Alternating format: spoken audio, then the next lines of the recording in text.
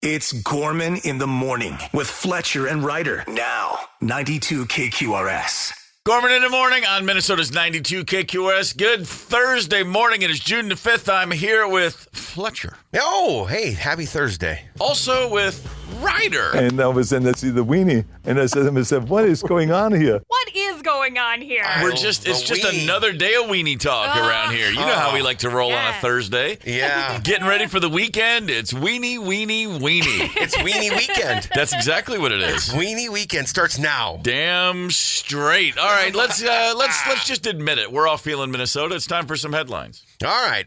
This is really cool. Minneapolis has unveiled a series of 20 temporary historical markers called the Purple Path to highlight key locations in Prince's legacy, making it easy for fans to retrace his steps. You can essentially take yourself on a tour. The markers include music venues he's played at, studios where he's recorded, and sites of Purple Rain movie scenes. Each location is marked with a slip-resistant decal featuring the symbol. The Purple Path focuses on downtown locations and is funded through the Minneapolis Foundation, but they have talked about the possibility of becoming more permanent in the future. I mean, that's a lot of steps. He was a little guy. You know what I mean?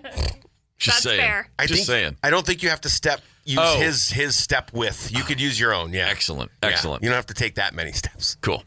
Department of Agriculture is issuing a public health alert for organic ground beef products. They say products could be contaminated with E. coli. Some organic rancher products distributed to Whole Foods market locations nationwide are on the alert. While there was no recall or reports of illnesses, food safety officials are worried that consumers could still have some of the ground beef in their fridge or freezers. The meat you're looking for is marked with used by dates of June 19th and June 20th. You have them now, throw them out. Anytime I hear about E. coli, I'm reminded of the time when my son was a high school student and he came in and said, man, did you hear about all this Ebola and blah, blah. And he meant to say E. coli. And we had a 5-minute conversation where I was going, there's no Ebola. Dad, I'm like, you're out of your mind. And then finally we straightened that out. Yeah. I mean, both not fun. Neither's fun. Neither fun. Neither's fun, but one of them has you bleed out. And that would be the latter. Sometimes these alerts bleed into hysteria, but at the same time, like when you're talking about like $6 worth of meat, just err on the side of safe, you know? Yeah. Tears for Fears. I've got a mom for a nurse, by the way, so like I'm totally all over that. Tears for Fears. Hold on. What? You have a nurse for a mom? Or a mom for a nurse? All right. Go as you were. For a mom. As you were. Tears for Fears has been doing a residency in Vegas since 2024, but they just added 6 new shows that will take place in September and October. The original residency coincided with their first ever live album, Songs for a Nervous Planet. So if you're heading to Vegas, could be kind of cool to see Tears for Fears out there. Everybody knows at least 3 of their songs. Yes. I love this. 2 legends are getting the documentary treatment. Magnolia Pictures has acquired the U.S. rights to the documentary It's Never Over, Jeff Buckley. After its premiere at the Sundance Film Festival, the doc delves into his life using never-before-seen footage from his personal archives and interviews with close associates. It'll open in theaters on August 8th, then HBO Max this winter. Okay, then. That'll be depressing as hell. This one could be too, but I am so excited for this. A new doc on actor John Candy is set to premiere at the Toronto International Film Festival, followed by a streaming release on Prime Video October 10th. John Candy, I Like Me, is directed by Colin Hanks, is billed as a, quote, heartfelt tribute to the legendary Canadian icon with stories and memories from his family, closest friends, and longtime collaborators. I adore John Candy. I'm so excited for this. Oh, yeah. Gil Fisher, the fishing musician. I mean, it doesn't get any better than the SCTV era John Candy. His character in Home Alone, like, I mean, we're not even talking about his main bits, but like he takes a tiny character and makes it, you know what I mean? Incredible. So memorable. Yeah. Absolutely the best. Oh, God, I miss him. Hey, it can be frustrating when a doctor misdiagnoses your condition. To say the least. For example, saying that you're dead when you're not. Okay. An 88-year-old woman in the Czech Republic was nearly buried alive after she suddenly woke up inside her coffin. It all started when the... Yeah, no, right? Thank you. Hi. I thought initially you said doe. Yeah, that is a doe. Anyway, it all started with the woman's 87-year-old husband. He found her unresponsive at home. She wasn't moving, didn't appear to be breathing, so he assumed she had passed away and called emergency services. A coroner arrived and officially declared her dead. Funeral workers came to collect her body and transport her in a coffin to the funeral home, but as they were placing her in the coffin, she suddenly opened her eyes and started breathing. They rushed her to the hospital where she remains under medical care.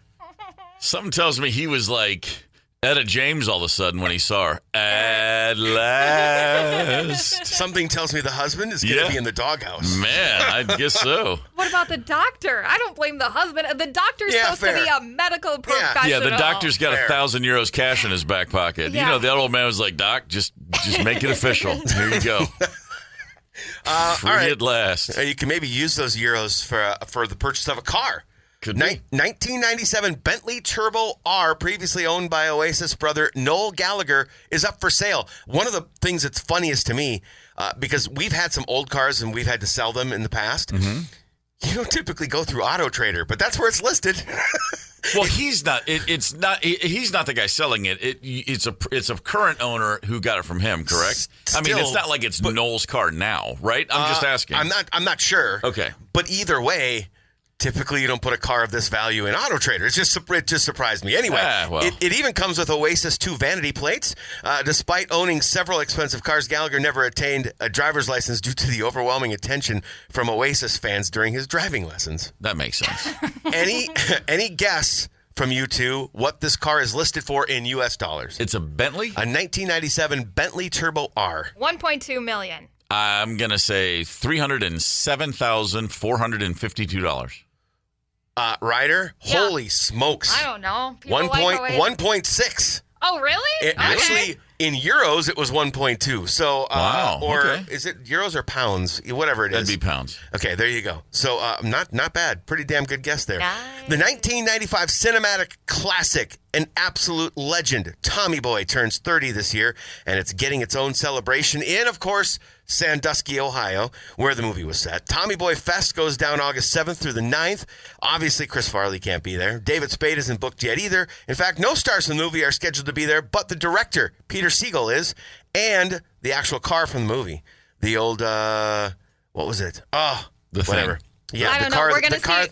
We'll see plenty of fat guys in little coats. Absolutely. It makes me miss A Plymouth Chris Satellite convertible is what you're referencing. That was the 1967 Plymouth Satellite convertible. Huh. All right. Yeah. I remember Noted. something different. Activities include movie screenings, live music, a classic car show, lookalike contest, and a Tommy Want Wingy throwdown. So there you go. enough. Last but not least, just because a lot of families listening, Wicked for Good, the trailer drops today. Wicked for Good. That's the follow-up, the sequel to Wicked. Oh, man, I can't wait. I slept through that first one. It was the best nap I've had all year. I thought Wicked was the sequel to. Isn't Wizard of Oz the sequel to Wicked? It's this is sort of a whole new story. So I'm just saying the sequel to Wicked is coming, and the trailer drops today, and my household is going to be insane. All I know is I woke up and I was like, what the hell is happening in this movie?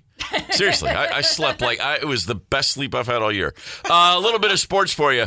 The Twins are continuing to just boat race. The West Sacramento Athletics. Last night it was over in a hurry. Second batter of the game, Ryan Jeffers. It's down the mound, but it's a short arm. And Jeffers unloads to left center field, deep in the gap, back it goes, and that is gone. Ryan Jeffers puts the Twins on top. A long home run out to left center, and some early flexing inside that first base dugout. It is 1-0 Twins, two batters in. Two batters in, the home run. Harrison Bader had a home run in the fifth. Here's something fun about the Twins. When they get 2 home runs in a game this season, they're 17-0. Wow. Nice. So keep swinging the There we bats, go. fellas. Yeah. Last night it was 6-1. The Athletics, for the record, who we've been making fun of all week and who I will continue to cheer against for as long as I draw breath, they are 9-22. They've lost 9 in a row, 19 of their last 20. Ick. Ha ha ha! Oh no. And by the way, they're coming here in late August. Get your tickets now because we're going to kill them then too. Yeah, and right. sit out in the bleachers because you might get a few balls. The NBA Finals kick off tonight, Oklahoma City and Indiana. This is the biggest favorite in many, many, many years. The Thunder, you can't make money betting on the Thunder. Just put it that way. They are expected. I'm going to call it in 5 just because final sweeps are exceptionally rare. But the Thunder are winning this thing. Just for the record, if you're paying paying attention, if you want to watch some really good basketball, they will have won when this series ends 84 games this season. That will be the third greatest season statistically by wins in NBA history. Only two of Jordan's Bulls won more games and a title.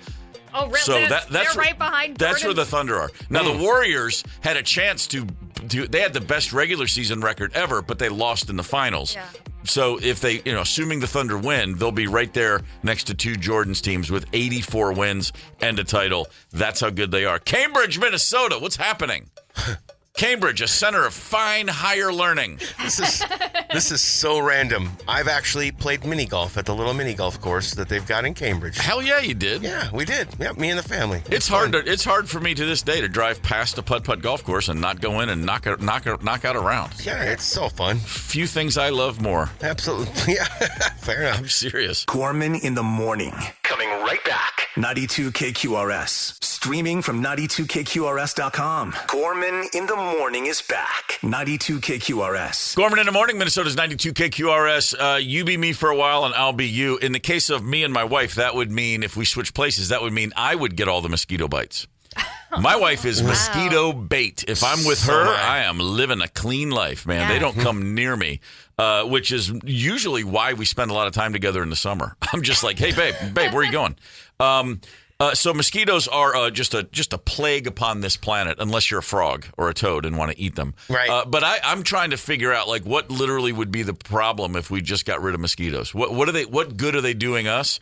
Well, it's funny because scientists are coming up with that very concept. They do believe they've already figured out how to eliminate mosquitoes from planet Earth. Oh, damn. And right now there's a giant ethical conversation going on behind the scenes of, well, just because we can, should we?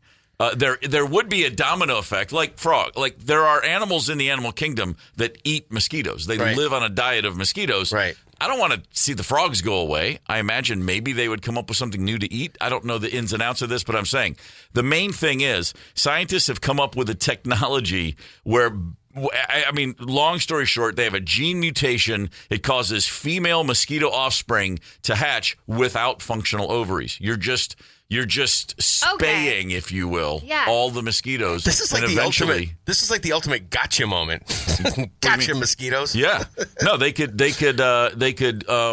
basically in a number within a few years, you would see the mosquito population all around the planet just go away. So a few years? An intentional extinction, not something we've really ever done before with any animal. Maybe they could roll it out slow enough that the animals that depend on them, because I'm not in favor of wiping out a species. I just don't think that's the right thing to do in the overall chain of life. My first thought. What if they're a-holes like mosquitoes? Right. Which I think might be the most lethal animal on the planet. They are the deadliest animal on Earth by a very wide margin. Yeah. But what I'm saying is maybe you can roll it out slow enough that these the animals that depend on them can evolve. Because animals do that all the time. They evolve to their environment all the time. Maybe frogs figure out, there's not as many mosquitoes to be had. I'm going to go find this for food. Now, I don't know. Now, my daughter, who last night had this bizarre idea that we should all drink some strawberry daiquiris, and that's why I was late today. She is going to Kenya this summer. And so she's in the middle of a week-long got to get 1 million shots. And sitting at the travel medical center in town with the nurse who's explaining why you have to get all these shots, watching this woman go down a list of all the things that mosquitoes can give you last week, I was like, why haven't we destroyed every mosquito? What are we doing here? But then the fact that it's actually possible, I'm with you. My first thought is, you can't wipe out a species that's been here for millions of years. That's kind of weird. Right. And then, of course, I remember that 600,000 people died of malaria last year. Right. So it's like, you know what? Screw the frogs. I don't need warts from frogs and toads. Somebody on the text line had the genius idea to just send the mosquitoes to Canada. Hey, now. There we go. No. Yeah, can you put out a fire with mosquitoes? I don't know. But we should try. Can we do that? Thank you very much. Thank you very much. Thank you very, very much. Gorman in the morning on Minnesota's 92 KQRS. Elizabeth Ries is in studio. Good morning, Elizabeth. Coming in hot today. Hi, you guys. Thanks for having me. Just a ray of sunshine in the morning, aren't you? I do wake up kind of happy, but believe me, at about 8:45 p.m., this girl shuts it down. Brings it down. Brings it down. That's how we try to roll. My daughter's in town, and she was like, let's make strawberry daiquiris. And so it all went awry yesterday. That's what happens when you get a 22-year-old kid in your house and she's bored to death. Boy, they're really fun, aren't they? Yeah. I was so fun then. Drinking daiquiris and shooting pool was not on the bingo card, but one thing led to another. I know, but how fun that you get to live that life with your adult children. That's exactly right. This and gives I'll be me napping today. Yeah, I would imagine. Elizabeth, as you well know, I'll share with everyone else, we're going to play a game we call Rank You Very Much. We do this once a week. Yep. We pick a topic, and then we pretty much lay down our third, second, and first picks. And then, of course, we belittle each other because, we're all more right than each other. Okay. Rank You Very Much for this week. What this subject is specifically, how do I best explain this? I looked at it as strange, disgusting foods you would not eat even for $1 million. Perfect. I think I said most stomach churning, bizarre food. Okay. Yeah. Now I will say, I have my list. I have not had any of these, but I was already aware of them. I've had conversations about these three things with people who have. So I do have that personal connection, but I can't say I've ever tried any of these. But I had to look them up. Wait, what was that thing called? I didn't know the names, but these are all. I've had conversations about all three of these items, and it's awful. Okay. And I went into this thinking, God, you know what? For life-changing money, there's not much I wouldn't. You'd eat any of it. And then I did the research. And then you were like, no, I won't. Yeah, no. I think I'm What out. was the show that was on that people would eat all the gross stuff? It's coming back. Fear Factor. Fear Factor. It's coming back. Fear Factor. Well, Andrew Zimmern has his. He had bizarre foods. Yeah. But Fear Factor was one where they would be like, you have to eat 5 cockroaches. Right. And so, Paul Fletcher, what happened to you? You got so my chair's tiny. gone south on me. His chair just shrunk. He's sitting on the ground. Oh, that's tough. Well, this it's is a tough beat. Get a photo. If you're in an intimidating meeting, just ask everyone to lower their chairs because it really immediately makes you less scary. Will you capture this moment for me really quick, please? I thought it was you're supposed to picture them in their underwear, but then again, I watched a lot of 70s sitcoms, and that was the advice you got. Yeah. All right, let's get into it. Rank You Very Much. Disgusting foods that actually exist in the world. Elizabeth, as the guest of honor, why don't you give us your number 3 pick? Okay, well, number 3 pick. This is one too that I have actually consumed. So I'm going to do nice. This. I love that. Wow, that's impressive. And I do want to be respectful because this is like a culturally appropriate food for many Mexican and Mexican Americans. Okay. But I tasted this food, and I do consider myself a pretty adventurous eater, and I had to spit it out on live television with Andrew Zimmern. He was on the show. Well, what a flex. So, it's tripe, okay? Oh, yeah, sure. So tripe, Tripe, is cow stomach. Yeah. And it is known, it's made into soups in Mexican culture where it's like, consider, sort of like matzo ball soup is like the Jewish penicillin. It's sort of like that idea. Yep. Where they say that it's really healing. It's amazing to have. So there are lots of restaurants in the Twin Cities, I think, that serve like a tripe soup. Accurate. I forget what it's called. But it's a real textural thing. Textural thing. It's like a spongy stomach lining. Yeah. As one would imagine what putting a stomach lining in your mouth would be like if it sort of simmered gently in a broth. There's no crisp factor going on here. Oh, and so I ate it, and I like couldn't do it. And it was just, the flavor of the actual soup. I remember feeling like, okay, this is nice, sure. this brothy situation. But that bite of the tripe, it's just, and I'm really about nose to tail eating. And I just can't do it. That's a strong one. Now, I did not have haggis on my list, but I will say I have tried haggis and spat that right out, too. The Scottish sheep's bladder stuffed with mincemeat and ground up heart. Yeah. Same thing. Heart? One Is it bite sheep heart? and just immediately went. Yeah. I hope. Yeah. I hope it was sheep heart. That's what they said. Yeah. That's the bladder. Yeah. Oh, yeah. What an interesting choice to be like, hey, you know what? We're going to put this in. Or no, bladder. or the stomach. Or the stomach. But yeah, okay. you just take it out. Oh, it's disgusting. Well, anyway, sheep are ruminants. They have multiple stomachs. But it didn't make my list, but that is something I have just gone, no thanks. Ryder, number 3. Number 3, it'd be fried tarantula. And I have had the opportunity to eat this, and I said, no, thank you. Really? Yes. Strong. It's a snack over in Cambodia. I was over there one time. The tour guide stopped on the side of the road. He got back on the bus with like a skewer of fried tarantulas, just like it was a shish kebab or something, and offered it to everybody on the bus, and I had to pass on that. It's still big and hairy. It's not like breaded or anything. Yeah. It wasn't plucked? They didn't pluck. Yeah. Man. No tweezers used in the creation of these crispy tarantulas. All right, Fletcher, let's have it. My number 3 is crispy tarantula. Oh, really? Yeah. I've never had it. I've never been to Cambodia. And the only reason it's number 3 is because honest to God, these 3 could all be. This is the first time I've ever done this. This whole thing, I don't know if you know this, came together. Me and Eric Perkins and a gal named Ellie Mark created a podcast called Thank You Very Much. Oh, nice. We're now into, including this show, we're into 60-some topics for me.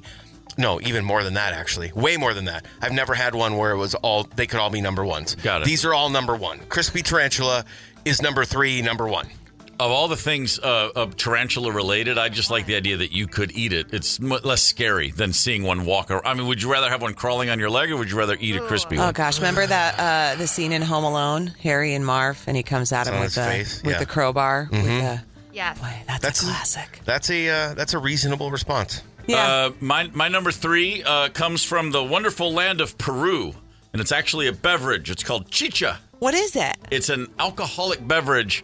Chicha is fun. It's a celebratory drink. They serve it at festivals and social gatherings, and I have a dear friend who's had chicha several times. Okay. It's milky pale in color. This is how it works. They take rotting corn, and women of the villages chew corn and then spit it out. No. Oh, yeah. Then they spit it out into a jar to kickstart the fermentation process. They will add it to warm water, and then they will let it sit and ferment for several days. So villager chewed corn added to warm water, it ferments, and then it becomes alcoholic, and it's very rude to turn down an offer. Improving culture. If someone offers you a sip, you damn better take a sip, apparently, which is why I never go to Peru. Now, do they I'll never go to Peru. Do they serve this at room temperature, or is it chilled? I believe this is a room temperature situation. That's worse. Yeah. Okay, chilled, I think I could handle this. Yeah. Oh, yeah. Yeah. So that's my number 3. Number 2, Elizabeth, let's have it. Okay, well, number 2, we're going to stick with the fermented. Okay. Now, these are things I haven't had, these other 2 that I chose. This is a fermented herring that is known in Sweden, and it's called surströmming. Okay. Okay. Yeah. It's known for its incredibly strong, pungent smell, and it has a salty, sour taste, but it's fermented herring. And now this is where preparation is key. Pickled herring, totally delicious. Yeah. Even though I thought my dad was so gross for eating it when I was a kid. But then as I was growing up, I'm like, this is really tasty. I like this on a little cracker. I'm here for this. Sure. But the fermented with its really like stinky smell is not good. And I like a lot of fermented foods. The question, how long are the winters in Sweden? You just answered it. That starts to make sense to people. That's how long the winter is. They're pretty long. It's like whatever's here. Oh, sure. We got to eat something. Mm-hmm. Yeah, there's only so much bark you can put down in the winter. Yeah. You got to open it up. Ryder, number 2. This is one that my Navy buddies have told me about, so you're going to find this overseas, and I believe it's pronounced balut or baloo. Oh, and yeah. It's the egg where the chicken has started to grow, but then you eat it somewhere in the middle, and no thank you. Yeah, it's you just open it up and suck it down, and it's actually the bird. It's actually a bird. It's not like an egg. Yeah, that's I've heard same thing. People in the Navy. It's like we won't talk about the other thing they have to do on shore leave, but the egg that they eat. They want to tell everyone about it. Yeah. They really get excited about that. Yeah, I'm sure that'll come up on somebody else's list, or else you guys did this wrong. What do you got, Fletcher? This is really bizarre. This is a bizarre morning. Ryder, I've got balut. Wow. Balut is my number 2. Of all the things that could be out there that we could agree, so I looked it up. I researched it. They actually let the egg live for 17 to 21 days, and then they flash boil it, basically. Yeah, right. And then you suck out all the embryo and all the junk, and then you actually eat what has formed. Yeah. I'm going to just go ahead and no. No. That's Sure. a big fat sack of no from me. Yeah, that is for me too. What if there was like a baby beak in there? Yeah, there is. Beak There is. included. Yeah. Beak, eyeballs. Oh. Yeah. Just and then here's the thing that they always leave out: you chase it with rubbing alcohol, which is really weird. My number 2. Need to, just my to number hear it. 2, Casu Marza from Sardinia, the island of Sardinia. This is a cheese. Interestingly enough, the makers of this cheese, they add early in the process flies, eggs, Oh, this and is the then maggot. flies' eggs turn into maggots, I can't. and then they start to eat the cheese. This breaks down the fats. It gives it a very unique flavor and a very soft texture. And then when you are served the cheese, it has live, living maggots in it, and they just eat it all together. No. Oh yeah, put it right there on one of those crackers you were talking I about. just wanted to go on the record that I agreed to this appearance with you all. Yeah. Prior to knowing the topic. And Yeah. I feel like, Ryder, that was how I do that's it. what she did on purpose. Hey, are you available? I don't know quite what the topic is yet, but you want to come in? We'd love to have you. Sure, yeah. And then it's like, let's talk about stuff that's going to make your stomach churn at 7:25 in the morning. There it is. You're There it is. welcome. You're welcome for this day. You guys really turned on me. I thought you were so nice the first time I was here. Nah, what man. Ryder did is what we call sandbag you. It's called sandbagging. Bait Yeah. and switch. Yeah, Nothing pretty much. like a morning filled with maggots and cheese, ladies and gentlemen. 651-989-ROCK. We are playing a little game we call Rank You Very Much. We have all given our number 3s and our number 2s and our top 3 most disgusting foods that we wouldn't eat even for $1 million, basically. Right. And boy, this is stomach churning stuff. It is. Elizabeth Ries is joining us from Twin Cities Live in the studio. And Elizabeth, it's time for our number 1s. Let's be Let's clear. have it. $1 million is a lot. I would Yeah. probably do. I might even do a spoonful of the maggot cheese for $1 million. Yeah, I mean, that's- it's game-changing, life-changing money. Yeah, that's a lot. Okay. That's really great. well, let's just call it $1,000. Okay, that's not Okay. enough. That's not enough. Yeah. Okay, my number 1 is, this is a classic. I think this is really well known as being one of the worst things to eat or even be around, and it's durian. You guys know about this? No. Okay, so it's a fruit. It's native to yeah. Southeast Asia. This is the thing Yeah. that it's banned from airplanes. Like, I don't think that you're allowed to even travel with it because the stench is so overpowering. So it has a really strong odor. It's often called the king of the fruits in Southeast Asia because people oddly really like it. It is nutrient dense, okay, guys? Okay. There's fiber in it. Well, that's great. Nice. It is considered a superfood, but the taste, it's described as like custardy, but it smells so intense. Like you open it up and it's sort of like this oozy thing. It's spiky on the outside, but the inside, there's notes of onion, garlic, and rotten cantaloupe. I have seen, there's YouTube clips of people, just if you want to watch something beyond disgusting, watch people try to eat that. And even the just smell smell alone just kills them. It's the smell. Yeah. I've never seen it in real life. I would like to. All right. But I don't think if you brought it in the studio, I bet people would be really mad. I won't even bring hard-boiled eggs in the studio. No, I Out used of to respect for Steve. Yeah, I used to heat up leftover Brussels sprouts in the Twin Cities Live office, and turns out your coworkers, they get mad. And I was like, "What do you guys want? You want me to not be healthy? You want me to not eat these cruciferous vegetables?" Yeah, Kit Kat doesn't stink like that. Man, Ryder, you're number 1. Here's where Fletcher and I are going to split because my number 1, and everyone's going to disagree with me on this, but it's just straight up eggs. It's just out of the chicken's butt eggs. Wow. I do not like eggs. Wow. They smell like sulfur. I don't want them hard boiled. I don't want them scrambled. I don't want them over easy. Okay. No, Sam I thank Am you. doesn't want them. What about over Exactly. medium? I don't even know No? what that Okay. means. Okay. I don't know what half the terms I just said mean because it's no thank you eggs. You don't want to Wow. visit the chickens in my backyard then and come eat the eggs. I was going to invite you. I'll take care of the chickens. I'll make sure they get fed. My neighbor's got some too, but yeah, no, they can keep their eggs for themselves. I'll take your eggs. I do have to make a quick correction here because I just Googled, do eggs come from a chicken's butt? They don't. Okay, Yeah. just making sure you knew that. Yeah, I got didn't the think you'd parts. I take know my how word that for stuff it. works. I'm ready to confirm that's not where they actually come from. If she didn't know that, I was going to say the Lakeville Public Schools failed her greatly. All right, Fletcher, you're number 1. Well, everybody stepped on my touchdown calls today. Yeah. Casu Marza. There's no Oh, there it is. effing way. The maggot cheese. There's Again. no way. Sheep's milk cheese, Yeah. Sardinia. It's Italy. Come on, Italy. Get your together. Don't tell a Sardinian he's Italian. I will. They'll be throwing hands in a real heartbeat. It's in Italy, okay? So Sardinia is not Italy to a Sardinian. I'm just saying. It's an island. I'm going by the map. Go into a pub in Wales and say, hey, how's it like? What's it like to be English? See what happens. Fair enough. All right, my number one. And again, I know people who've had all of these, including this one. My buddy Rich, he's a big corporate dude, and he travels the world, and he's been to China many times, and he has enjoyed, sorry, Ryder, Virgin Boy eggs. Okay. Virgin Boy eggs. I'm uncomfortable. Okay, it's a duck egg that is soaked in the urine of an under 10-year-old boy. No. Yes. No. In Dongyang, China, this is something they do. They take you soak the eggs in the urine of a boy who has not yet turned 10. They go to the schools and collect urine for this very purpose in this part of China. Do these kids get compensated? Like, they should get some big cash, I think. It's an honor to be a part of this.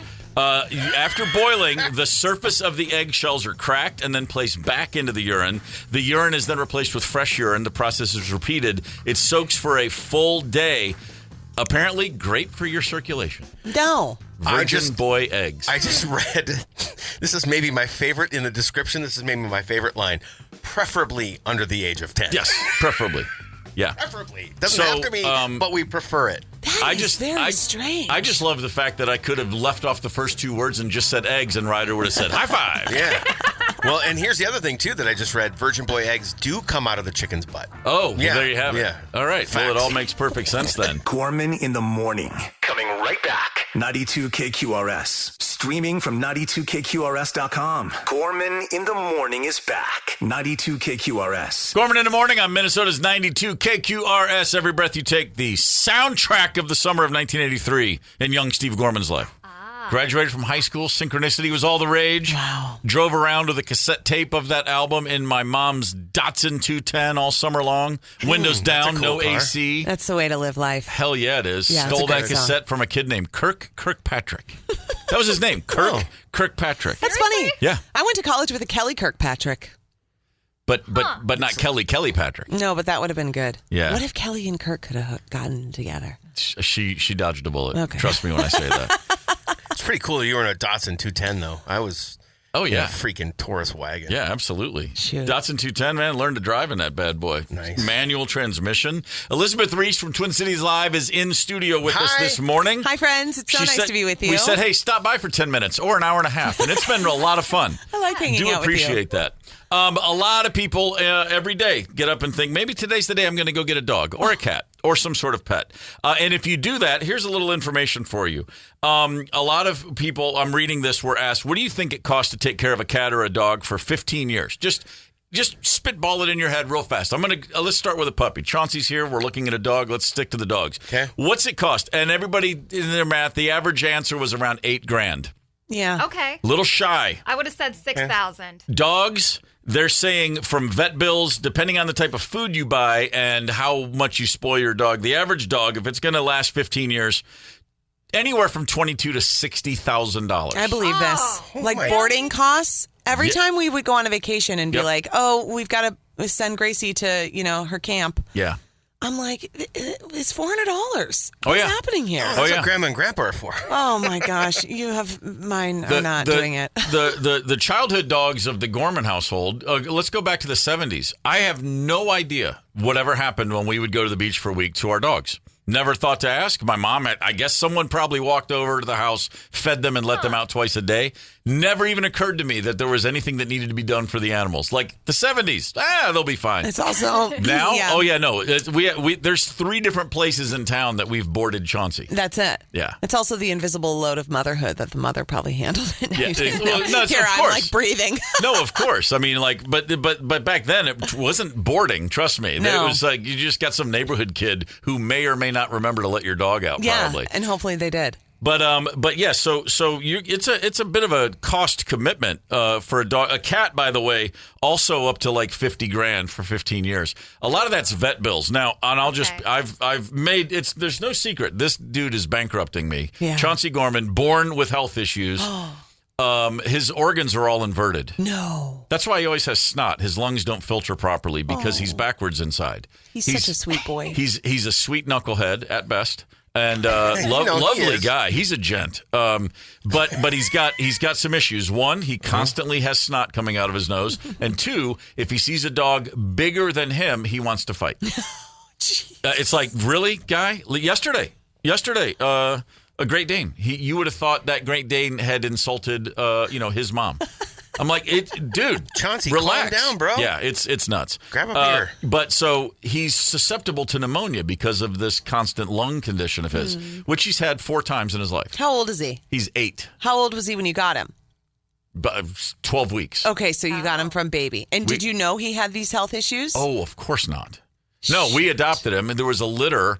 Our veterinarian has an adoption center, and they had a litter of 6 puppies, and we walked in, or I did one day, and I just said, we'll go see what they got. And I was like, I'm ready for another dog, and it's a long story, but walked in, and I picked up, they all had the exact same markings, but they were all black or dark brown and white, and he is light brown and white. He was the only one that looked different. But I picked up a black and white one, and I was like, this is my guy. I'm taking him. And then I called Rosemary and our daughter Marley, and they ran over, and Rosemary went, oh, but look at that one's eyes, those little eyes on the caramel-colored dog. And I went, okay, let's get him. Oh. Big decision, because as it turns out, we were just throwing away cash because it's fine. I really don't mind it because he's a wonderful guy. But we found out when he was almost a year old, he's backwards. Because we're like, he always has allergies. He's always got snot. And they finally did x-rays. And the vet was like, oh, my God, I can't believe this. He's got Cetus inversus totalis. And I'm like, huh? And the vet's like, yeah, his organs are all reversed. Anyway. Whoa. So the only real drawback is, we have tissues everywhere because he's always blowing snot. If I could teach him to blow his nose, man, my life would be perfect. But he also is, as I said, susceptible to pneumonia. And when he gets pneumonia, he's got to go to the hospital and get a hard course of antibiotics. And then sometimes he's been in the ICU before. Oh, baby. No. And so, There's a dog ICU? Oh, yeah. Okay. And the bills are, and he's been in the oxygen tank like the John Travolta Boy in the Plastic Bubble movie. What? Yeah. That's real? Oh, yeah. A couple times. And not only that, forget the lungs. Our other dog, Zelda, had some pain pills, and he got a hold of the bottle and ate 60 of her pain pills. No. Overdosed himself, and that was 5 days in the hospital. Oh, yeah. What was the bill? Just say it. That bill, 12 or 13. Oh, my gosh. Yeah. This is how we get up to $61,000. Yeah. You're way above 61. If he's not at 60 yet, he's getting there soon. It's crazy. I remember when my dog tore his ACL and I had to get the surgery, and I was young, and it was probably $4,000, which is a lot of money, and might as well have been $400,000 to me at that point. Yeah. Oh, and I didn't mention last year he ran out in front of a bus, and that surgery was another $9,000 just a year ago. Why'd you do that? Because look at him, he's a knucklehead. Lovely guy. I am really fortunate. No huge vet bills ever? I mean, well, like you guys like to joke, my dog's is barely a dog. Yeah. I have a Shih Tzu. She's 5, incredibly healthy. I think I just did some quick math while we've been talking. Okay. Maybe $500 a year, maybe. Oh man, that's good living. There have been no vet visits other than the shots at the very beginning. There have been no vet visits. She's like maybe $25 in food every month and a half ish. Oh my gosh, that's great. Yeah, she's tiny. She's 10 pounds. Oh, geez, Shih Tzu, Shih Tzu, like a small Lhasa Apso. Yeah, they're cute. Yeah. But we have to get haircuts because we have hair, not fur. So that's maybe $50. Okay, a couple times a year. Hair, not fur is funny. I don't know why. Yeah, is that real? It's hair, not fur. Correct. She does not shed. There is no shedding. It's just, but she has to be brushed and bathed like she has hair, like we do. So she has to be brushed, bathed. Oh my God! Giggles from the guy that's at the hospital every other month. Yeah. Do you see when people do their Shih Tzu's hair for those dog shows? Sure. It gets we refuse. So long, and then it really is shiny like hair. Yeah, it is. It's hair. It's not fur. Ryder, let's talk tortoise costs. Yeah. What are we looking at? What's the yearly budget for a tortoise? Oh, it's probably a couple grand. They got to get their nails and it's called a beak. Their little nose need to be trimmed like professionally at a vet. So that's like, $300 or $400 when you bring them in to do that. Do you have to do they have to be put to sleep to do that? If they get angry, they need to be sedated. Yeah. Then they add a cost on top of that, and then they need the UV lights to get all the solar stuff, those are a couple $100. You got to replace them like once a year. Otherwise, the food's cheap. I love the thought of an angry tortoise. Stop it, man. I mean, it's not like they're not gonna sneak in a left hook. No, but they get a little bitey. Really? What's food? Throw a head of lettuce in there? Or? Exactly. So in the summer it's real cheap. In the winter it's a little bit more expensive. Okay. Gotcha. Yeah, Elizabeth, is the $4,000 vet bill, is that your biggest one? Yeah, that was the biggest one. That ACL surgery was the biggest one on my Westie, my dearly departed Westie Henry. He's my first baby. I got him when I was 22. He was a good guy, wasn't I loved it. As a bug is so handsome. I loved him so much.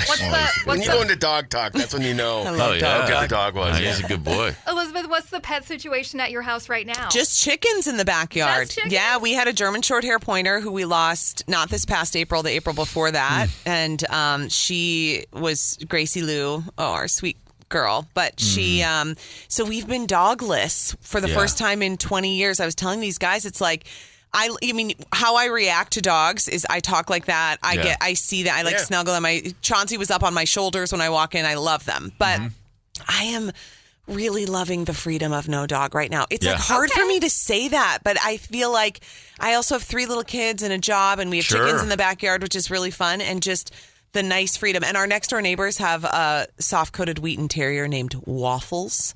Wow. And so Waffles greets me every day when I come home. Yeah. And so I'm kind of getting the best of both worlds. Yeah. Maybe may I suggest D'Amico for a last name? Waffles D'Amico. Oh, that's nice. Yeah, I just thought that'd be. Also, for the record, your chickens, their eggs don't come out of their butts. It comes out of their vent. Okay. Just making sure. And yeah. Ventilation is key that's in so many areas of our lives. In the yard, but I love dogs. I love them so much. 651-989 Rock on the text line. Veterinary ophthalmologist, laser eye surgery for a tumor, $3,500. Shoot. That'll take a bite. Mother of God. We got here in January of 2023 to the Twin Cities. Yep. And Chauncey got here. I got here then, and then Rosemary and the pets came up 6 weeks later. It took a little while to get everything figured out. We got to town, and the first week Chauncey was in town, he got pneumonia. Right away. Uh-oh. And we were at the U overnight emergency room at 2 a.m. one morning, like, well, see, this is how this works. And I'm explaining to them, like, no, trust me, I've been through this. We know the signs. We know what the symptoms are. We all think. And they were, again, every time he goes to a new vet, they're so excited to see a dog with his condition because they go, we study about this, but I've never seen one. Everyone loves him. Oh my gosh, he needs to be in like a medical journal. Yeah. A doggy medical journal. Well, if they're paying, I'll put him in there. Reimburse the sucker. Peer-reviewed studies on Chauncey. Yeah. We were lucky, though, because the 2 dogs that preceded Chauncey, Clementine, our first dog, that was our child, and then Zelda, and then Chauncey. Clementine and Zelda never had just scot-free medical lives. They were great, healthy, just doing fine. Every now and again, a little something, but no big deal. So it was all just saving up for this guy. 3rd time's a charm. Yeah, that's right. Yeah, you got it. Oh, you know what I mentioned? So the dog I originally picked up, that I said, let's take this one home, and then Rosemary overruled me. She said, no, get that guy. So I don't know if it's the same one, but when he was 2 years old at a dog park, a dog with the exact same markings, but who was black and white. They were the same size, and they ran up and they were playing together. And the owner came over as a guy, and we chatted. And I said, "Man, their markings are identical." He goes, "Yeah." And I said, "How old is he?" 2. I said, "Yeah, he's 2."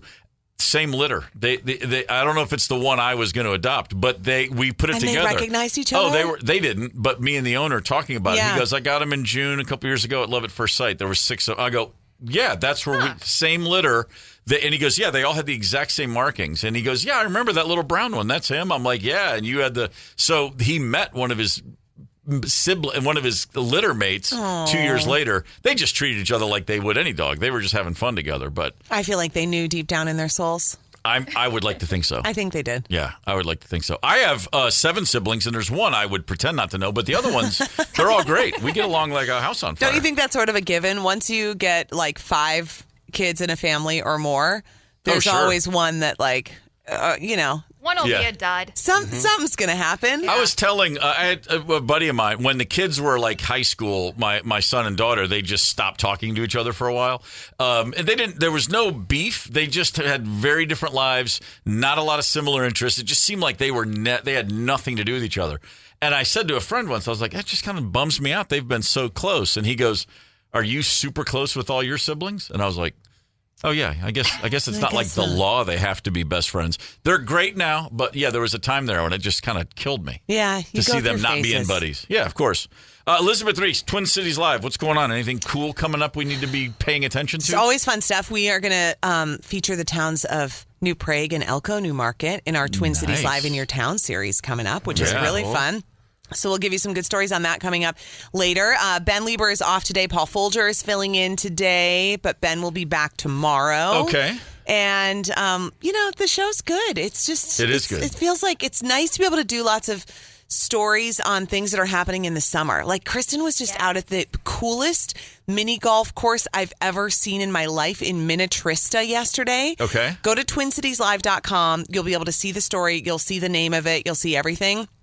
It's this guy who's a sculptor, and he like created this whole mini golf course, all out of these amazing. And there's animals there. There's like goats there and chickens there. I'm looking for stuff to do with the kids this summer. You are absolutely going to want to go there. Yeah, it's really cool. Also, do you have a giant exhale the days that Ben's not there? No. I'm kidding.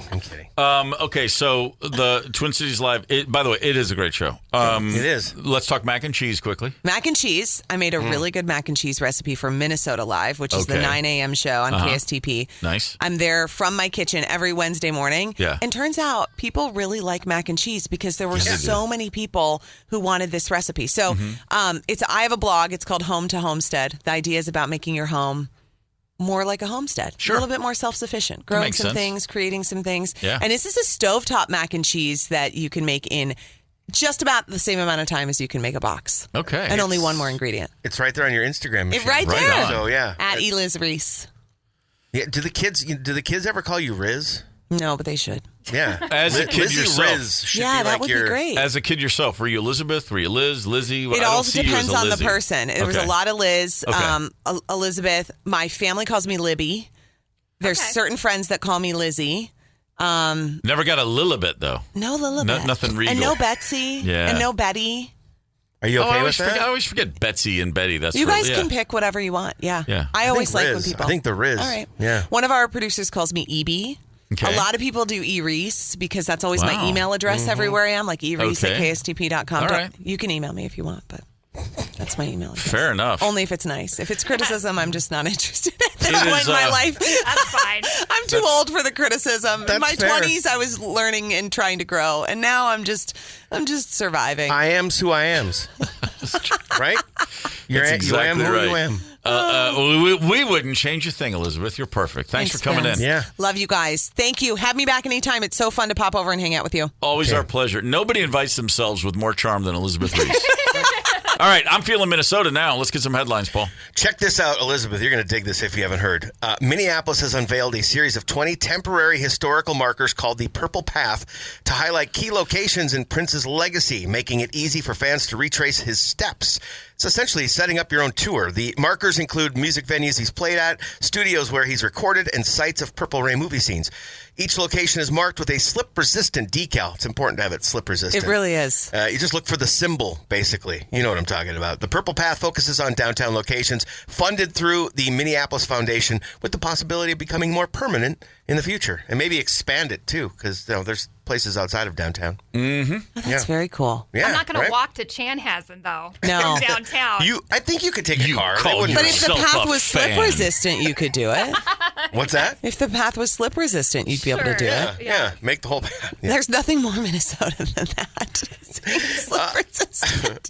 I say this as a native. Yeah. It can be frustrating when a doctor misdiagnoses a condition. Very frustrating. For example, saying you're dead when you're not. Big one. An 88 that's a problem. An 88-year-old woman in the Czech Republic was nearly buried alive after she suddenly woke up inside of her own coffin. It all started when the woman's 87-year-old husband found her unresponsive at home. She wasn't moving, didn't appear to be breathing, so he assumed she passed away and called emergency services. A coroner arrived and officially declared her dead. Funeral workers came to collect her body and transport her in a coffin to the funeral home. But as they were placing her in the coffin, she suddenly opened her eyes and started breathing. No. They rushed her to the hospital where she remains under medical care. It's just astounding that this. Fire that coroner, man. I he need did this not story. do a good job. That's insane. That old man, he's sitting there right now going, oh, I should have given her 4 pills. Damn it. Jeez. That's my worst fear because on Days of Our Lives in the 90s, I think it was Carly who was, back in the day, guys, we didn't have nannies or camps, summer camps. You just sat and watched soap operas all summer. I watched that with my mom. When Carly was buried alive. Oh, yeah. I didn't see that. I thought it was Marlena. It wasn't. She was possessed by a demon. Yeah, that I remember. Carly, I think, was buried alive. And there were just, all the scenes were her just in the coffin. And they had like a little straw through. Yeah, so that she could breathe. Oh. It's a terrible fear of mine. Those are impactful times on a young woman's brain, and she's watching people get buried alive. I can see the pain in your eyes. It's our lives. That's emotional. It is. Hey, the 1997 Bentley Turbo R, previously owned by Oasis brother Noel Gallagher, is up for sale. It's listed on Auto Trader, of all places, and even comes with an Oasis vanity plate. Despite owning several expensive cars, Gallagher never attained his driver's license due to overwhelming attention from Oasis fans during his driving lessons. Yeah, sure. They got to see that go down. Yeah, 100%. That's a paparazzi's dream. Okay, so they already know. Any guess, Elizabeth, what Noel Gallagher's Bentley is going for on Auto Trader? Well, Bentleys are expensive. They are. So, and it was his. I'm going to go like $400,000. It's a good guess. I think Steve was around 330. Ryder damn near nailed it. $1.6 million is the listing price. I think there's probably a little wiggle room. I just love Noel so much, and I want the car that he never once drove. Yeah, exactly. Here's a real quick true story from my drunken youth. In London one time, I apparently made a deal to buy a Daimler, which I then woke up in the morning and had to talk myself out of a deal I'd committed to. It was a Daimler that had been previously used as a limousine for the Queen Mum. Wow. For Elizabeth's mom, the Queen Mum, it was her Daimler, and then now it was being used as we had a driver, and I don't know, we ended up drinking, and all of a sudden I woke up and was expected to give this guy like 10,000 pounds. Not that I had anything close to that. I was like, what are you talking about? Am I right? I'm not buying your car. And this guy was convinced that we had made a deal the night before. Had to bring my manager over to yell at him. It was crazy. Anyway, so yeah. Wow. Finally, the 1995, also involving a car, the 1995 cinematic classic, legendary spectacle that is Tommy Boy, turns 30 this year. It's getting its own celebration in, of course, Sandusky, Ohio, where the movie was set. Tommy Boy Fest goes down August 7th through the 9th. Director Pete Siegel's going to be there. Activities include movie screenings, live music, a classic car show like a GTX. I looked it up. It was a GTX. That's what Richard drove. Oh, well, holy shnikes. Right. Wow. Lookalike contest and a Tommy Want Wingy throwdown. Very nice. I kind of want to go to Sandusky. This would be fantastic. Is the Tommy Want Wingy throwdown a wing eating contest? I would assume that it is. Other kind of food fight thing? I mean, I haven't delved into it. It's Tommy Boy. I haven't really researched it hard. Yeah. Great movie. I'm like 33, 34 years into my streak of waiting for David Spade to make me laugh ever. Shoot. That's just me. I'm with you. Farley? Oh, man. All day with Farley. Oh, Madison native. Yeah, and I'm going to bring this out there just to put it on people's radar. And this one I think you might be excited about. I don't know if you've heard, the Wicked for Good sequel drops today. The trailer drops today. You know what? I haven't seen Wicked. What? I know nothing of Wicked. Isn't that funny? I'm so envious. Sometimes I wish I didn't know anything about it. I got like that about Hamilton too. Sometimes things that take over the culture, I'm just like, I don't know. Yeah. I got plants to plant in the yard. Yeah. I'm very much that guy, but I have 12 and 8-year-old daughters. Yeah. So we saw Wicked. It's long, and there are moments where it's just like snooze fest. But I'll tell you what, the last 30 minutes of that film are outstanding. Well, maybe I'll just watch that part. Yes. Because my 10-year-old didn't like go nuts over it. She didn't really love it. No, my daughter and her friends listened to Hamilton like it was a Beatles record in 1966. Right. All day, all night, forever. And I was just like, I got to get away from this. And then finally went to see the play and full disclosure, cried 9 times during it. Wow. Most incredible thing I've ever. That much talent doing that. It just blew my mind. Department of Agriculture is issuing a public health alert for organic ground beef products. They say products could be contaminated with E. coli. Some organic rancher products distributed by Whole Foods market locations nationwide are on the alert. While there was no recall or reports of illnesses, food safety officials are worried that consumers could still have some of the ground beef in their fridge or freezers. If it's marked June 19th or 20th, throw it out. Just be safe. Chuck it, man. Chuck it. And go buy another $6 thing of meat. Tears for Fears has been doing a residency in Vegas since 2024. Didn't know that. But they just added 6 new shows that'll take place in September and October. The original residency apparently coincided with their first ever live album, Songs for a Nervous Planet.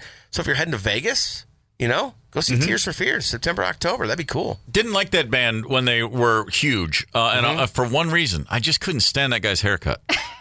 I mean, there were mullets all over the place, but his was especially egregious to me. Yeah. And then at some point, I was like, yeah, but the guy wrote some great songs. Okay, I'm going to get over the hair. Agreed. Fair. Hey, 2 legends are getting docu-treatment. Magnolia Pictures has acquired the U.S. rights to the documentary It's Not Over Jeff Buckley after its premiere at the Sundance Film Festival. The doc delves into his life using never-before-seen footage from his personal archives and interviews with close associates. It'll be in theaters August 8th, then HBO Max this winter. Okay.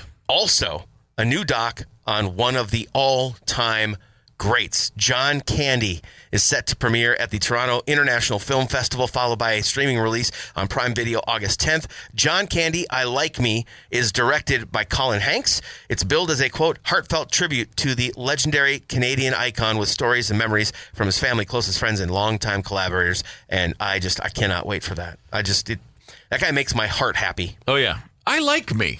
Yeah. That's Planes, Trains, and Automobiles, where that comes from, man. Absolutely. Yeah. Candy was the greatest. I agreed.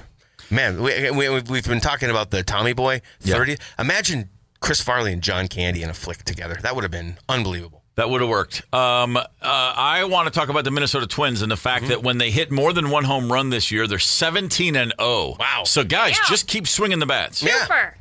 Both Ryan Jeffers and Harrison Bader went yard last night, and so you know how that ended. A 6-1 win over the Oakland Athletics at Sutter Health Park, really the West Sacramento Athletics for the rest of this season. The Twins, just what the doctor ordered, a 4-game swing through West Sacramento. They got the Blue Jays coming here tomorrow night for a 3-game series. I haven't checked the weather over the weekend. I got plans, but, hey, man, it's always a good time to get out to the ballpark. Absolutely. It'll be great. NBA Finals start tonight. The Oklahoma City Thunder and the Indiana Pacers, both teams going for their first ever NBA record. Now, for people who go, well, that they won a title when they were the Seattle Supersonics, no, the Thunder don't get to count that one. Stop it. They should have never gone to Oklahoma City in the first place. They should still be the Seattle Supersonics. I'm not even a Sonics fan, and I'm still pissed off about that. Agreed. The Indiana Pacers, ABA champs a few times back in the day, in the early 70s, but since they went to the NBA, nothing. So one of these two teams will be first-time champs. That team is the Oklahoma City Thunder. They will win in 5, if not 4. You Noted. Heard it. I heard it here. The T-Wolves are looking at Darius Garland from Cleveland. Boy, that would answer all my prayers to get a proper point guard in there. I would be the happiest man on earth. Darius Garland, a great young point guard. I watched my son guard him in 8th grade. How'd that go for Connell? Not well at all. Really bad. Really not good at all. Boy, it almost made him never play basketball again. Aw. Yeah. You've been big on Kevin Durant. If we get Garland, do we need Durant? No? I mean, I'd take them both, but it ain't going to happen. If we can get Kevin Durant's a Band-Aid for 1 season or 2. Right. Darius Garland is like, oh, hey, Ant, enjoy your next decade. Right, gotcha. And otherwise, let's see. How about Oak Park Heights? Why don't we take a moment and say, what's up, Oak Park Heights? Damn straight. Nestled next to the St. Croix River. Or as I like to say, Oak Park Heights. There it is. You love it. There it is. I do love it. Gorman in the morning. Coming right back. 92 KQRS. Streaming from 92KQRS.com. Gorman in the morning is back. 92 KQRS. Gorman in the morning on Minnesota's 92 KQRS. Beastie Boys, you got to fight for your right to party. Oh, man, I love the Beastie Boys. And they just got better with age. They absolutely did. Don't you think? They made great records. I met them one time. Oh, yeah? And they did not like me. They didn't like you? Why? We What'd did you not. do? It was, when was this? Summer 94, the Lollapalooza tour came through Atlanta, Georgia, where I lived and my band was from. And we played the side stage at that Lollapalooza, the little B stage, we weren't the Black Crowes that day. We were Mr. Crow's Garden. That was the name of the band before we had a record deal, the original, like when we were first starting. Okay. And so we just did that to go play the side stage just to be cool and hang out. Like a little secret show. Yeah, exactly. And so we were backstage and the Beasties and we were having a conversation about Rick Rubin, who my band signed to his label. He very famously produced License to Ill, got their career going. And then like everybody back then who had Rick Rubin stories, it was usually, man, that guy ripped me off. And so we were having that kind of a conversation. Fair. And then somehow it turned into talk about basketball. And one of the Beastie Boys, I don't remember which one of them was like, oh, you guys don't want to get us on the court. And the singer in the Black Crowes, Chris Robinson, played high school basketball. I played. And he was a good shooter. I can't say he had an all-around game, but he could certainly play. Who, Chris? Yeah. Okay. Yeah, and he's 6'2". A lot of people don't realize he's that tall. So he was like, oh, man, you guys, they're just jawing the way you do. And Robinson's going, oh, no, we'll take you on. And he goes, and one of the Beastie Boys goes, the three of us against some rednecks like you from down south. It was all in good fun, spirited trash talking before the game. Okay, do you remember about how tall the Beastie Boys are? Because, spoiler, I've never met them. None of them were 6 feet tall. I know that. Okay. Like and my so, height-ish. Like 5, probably. 6 inch. Probably. My height-ish, and too. so one of them who was particularly grating, I'm listening from across the little way. I'm not really a part of the conversation. And so Robinson goes, he goes, we'll play 2-on-3, just me and Steve. And I stood up and walked over, and I'm wearing a 3-piece red shark skin suit, for the record. And I am wearing biker boots, like Harley Davidson boots. And I just walked right over, and the first words I said to this guy go, that's so cute you play basketball. Let's go. And he immediately goes, I said, guy, no, you got to be in the band. And Chris goes, he's the drummer. And the guy goes, oh, I didn't know you were in the band. I go, well, I said, why don't we just stop talking and go play? 2-on-3. I'm not going to take my boots off. I'll still wear my jacket and my vest. And the guy goes, you're not being cool. I go, oh, no, I'm not cool. I'm a redneck from Kentucky. And you talking about basketball is hilariously cute. Again. So why don't we all shut up and go play? And I said, dude, if you score, I mean, I'll give you $10. And it just got, and he got, I'm just expecting this to become more and more jawing. I don't expect it. The guy got really angry. He's like, man, that guy's a jerk. And he just got all, and I was like, dude, we're talking. It's just, that's part of the game. Yes, the Get on talk. it. Yeah. In 1994, you said, right? Yeah. That's ill communication. You should have said, hey, guy, I thought nothing stopped the short shot. I would have Sorry. never admitted that I knew any of their music at that moment. I was just having fun. He got his ass on his shoulders about it. His feathers got ruffled. And the sad truth is, we never played the game. If I could say, because we would have wasted them. I mean, but I was still playing a lot of basketball in my late 20s, kind of annoyingly so. Okay. You know, I turned into that guy who, the older I got, the harder I played. like when I was still playing in my 30s, I was the guy that the 20-year-old me would just laugh at. Dude's playing like it's Game 7. Yeah, okay. So you're the guy that I talk to at hockey when I say, hey, guy, it's 10:30 at night. We're not winning a Stanley Cup. Yeah. All right, calm down. Hell yeah. Yeah, you were me. that guy. Yeah, and then I turned 35 and had a kid and never played again. So the resentment. You've never played basketball against Connell? No, against him. I mean, okay. never. No, I don't go to the gym and run 5-on-5 like there's no tomorrow anymore. Okay, fair enough. It's been a long time, but that's why my knees don't hurt. There's a thing. It's a funny thing when you're playing basketball in your 30s and you start noticing like everyone's limping. I think I probably need to stop doing this now. Good decision by you. It was a very good decision. Quick happy birthday to Hayden. He's in the Air Force. He's turning 21 today. Oh, very cool. Go get it, Hayden. Yes. Flyboy, I love that. Right on. I want to go on a plane ride. Here's a little something for your birthday. Prepare for a life without mosquitoes. Oh. It may be closer than you think. What? A bunch of smart people in lab coats are sitting around trying to figure out, hey, should we eliminate mosquitoes from planet Earth? Because they have figured out how they could do just that. And it is truly a conversation that is happening. Groups like the World Health Organization, who are like, hey, malaria killed 600,000 people last week. Think we could do something about these damn mosquitoes? And the answer is yes. They've developed a mosquito. They've developed somehow a genetically altered mosquito whose ovaries don't work. They can then breed those eventually in a very short order of time. There would be female mosquitoes on the planet that are not able to reproduce, and therefore the species would die off. What do you think about that? It seems weird to completely eradicate an entire species. It does. So they're thinking about taking out the unofficial state bird of Minnesota? That's exactly right. I don't know about this. I feel like this is one Minnesotan thing that most Minnesotans could get behind, though. Yeah. I put it this way. If malaria from mosquitoes were a problem in America, this would have been done 20 years ago. True. That's fair. If the Western world were struggling with malaria, they would have been like, I don't care if the frogs need them to eat. We're getting rid of this damn thing. I was just going to say, what will the reptiles eat, though? Tough beans, reptile. Adapt. Pretty wild. There is it can lead to bad. You take out one species, while you can say it doesn't do with the human. The humans get no benefits from mosquitoes, but yes, a lot of other animals do. Did Jeff Goldblum just plant this idea in our head? The scientists never, because we're too busy considering whether or not they could. They never thought about whether or not. Did he just plant that? And now we think that about every animal thing. Pretty much. It's just dominoes, man. You line it. You take one out and then they all start to fall. What the hell is the word when the hierarchy of animals? What's that called again? The pyramid? No, not Amway. No, Maslow's hierarchy of needs. No, shelter, food. We're the top food chain. The food chain. I mean, we have thumbs.